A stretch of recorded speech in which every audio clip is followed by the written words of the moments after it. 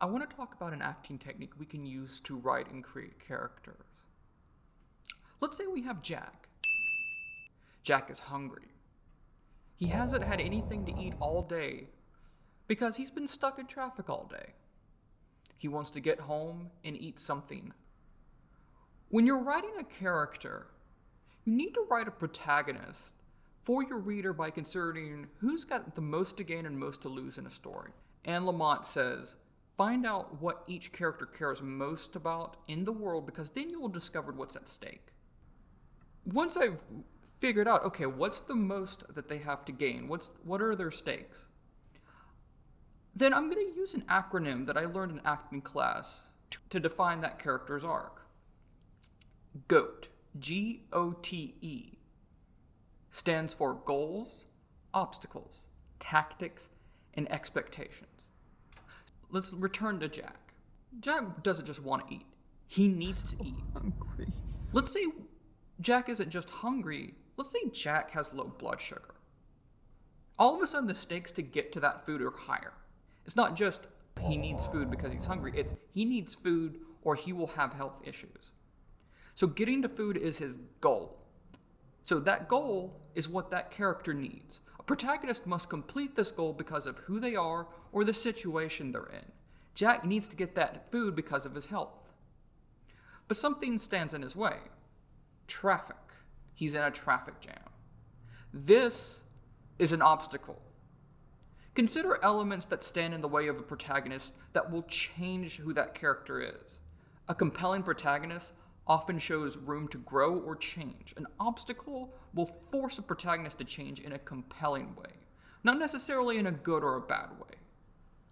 Let's say Jack struggles with patience and time management.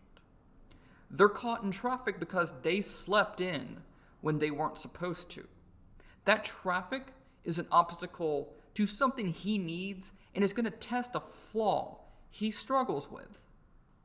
How on earth do you get out of a traffic jam when you need something to eat right now?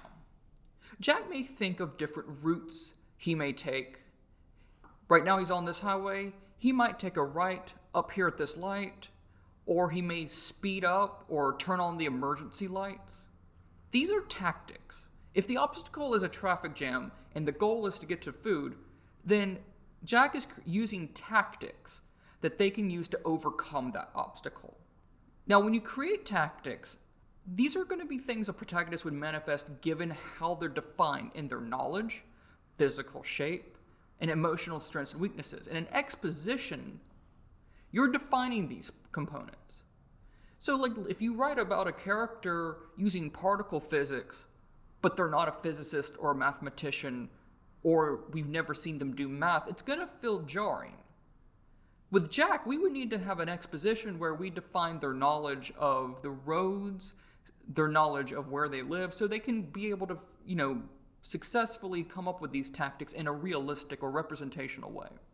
And last, expectations. Jack creates these tactics with the expectations that he will succeed in his goal. If a protagonist expects success, but their obstacles pose too much for their tactics, we may feel mournful and sad with the character. If they expect to succeed and their tactics feel sincerely successful, then we feel fulfilled. A character should expect to succeed, because why else would they move forward? We move forward because we expect that doing so will yield us a reward.